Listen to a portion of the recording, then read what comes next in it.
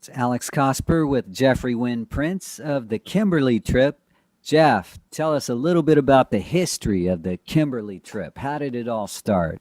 We all sat down and decided that we wanted to be a band with Kimberly. Brock and I were already in a punk band. It really wasn't working out, and he had heard her sing and said, we really got to do something with her. And I was totally on board. And we all kind of came from different musical influences. Like, I really wanted to do like a kind of 80s new wave thing. He's really into Sarah McLachlan and Tori Amos, PJ Harvey, like that kind of female fronted, raw, early 90s thing. And Kimberlina really into Garbage, but then also into Partridge Family. So she kind of like has a show tunes background as well as this really heavy alt rock and Gwen Stefani kind of thing.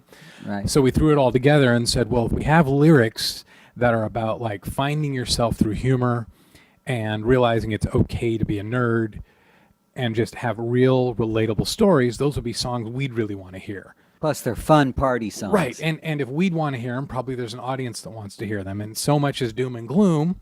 Let's just not do that at all. Let's make music that's fun. It says something, but it just doesn't take itself so goddamn serious.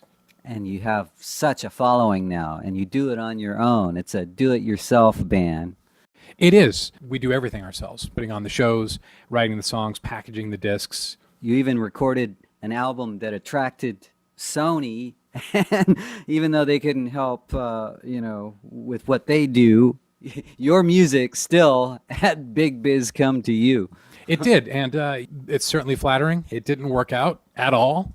I'm definitely in the only band I know that's made $46 in a year on a major label. It's going to be on my tombstone. But you actually sold more as an indie band, right? Right. The day we got off Sony and got the rights back to the recordings, we put it out on Glitter Kitty Records ourselves, and we earned over $50 that day just in downloads, as opposed to the entire year on Sony for $46. So, but in the big picture, Kimberly Trips had lots of downloads, right? yeah, over 100,000. That's awesome.